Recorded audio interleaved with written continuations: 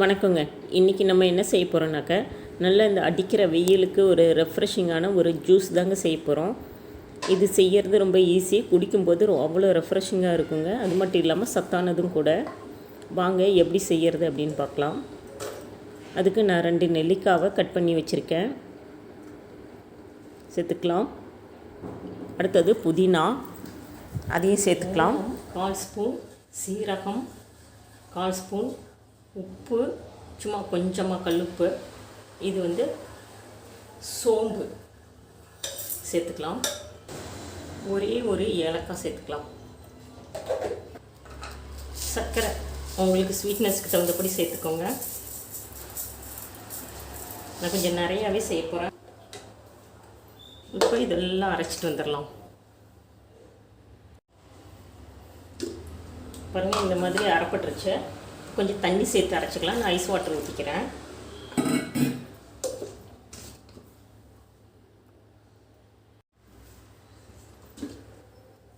இப்போ பார்த்திங்கன்னா எல்லாமே அரைப்பட்டுருச்சு.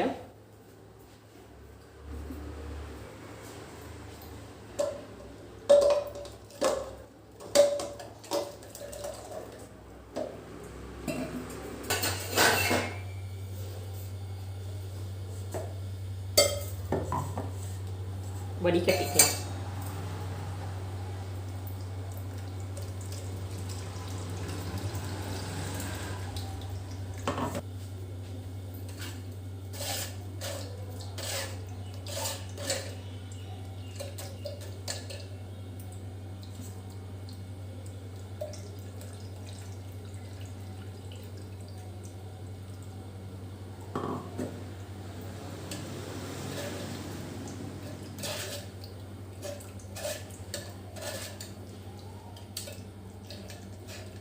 பாருங்கள், நல்லா அரைப்பட்டுச்சு. இதை மிக்சியில் திரும்ப சேர்த்து அரைக்க வேண்டாம், தண்ணி ஊற்றி கலந்துக்கலாம். நல்லா இப்படி அலசி இன்னொரு முறை ஊற்றிக்கலாம். அதில் இருக்கிற அந்த புளிப்பு சுவையெல்லாம்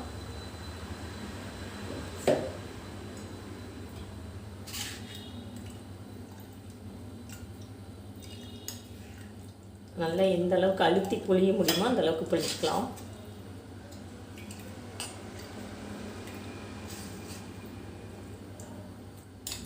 பாருங்கள் எவ்வளோ ஜூஸ் வருது.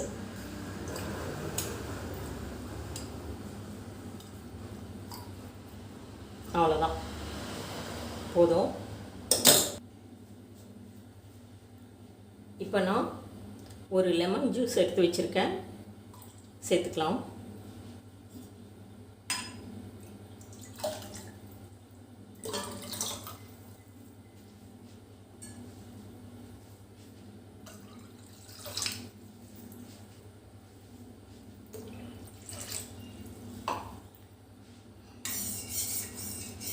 பார்த்திங்கன்னா நல்ல ரெஃப்ரெஷிங்கான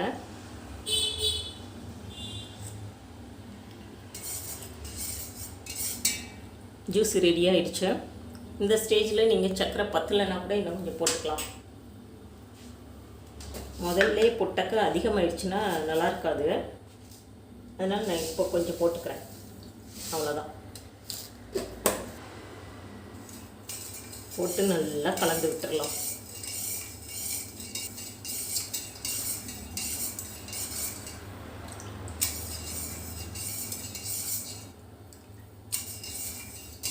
நல்ல மிதமான கூலிங்கோட வெயிலில் போயிட்டு வரும்போது இந்த ஜூஸை குடித்தோம்னா அவ்வளோ ரிஃப்ரெஷிங்காக இருக்கும். ட்ரை பண்ணி பாருங்கள்.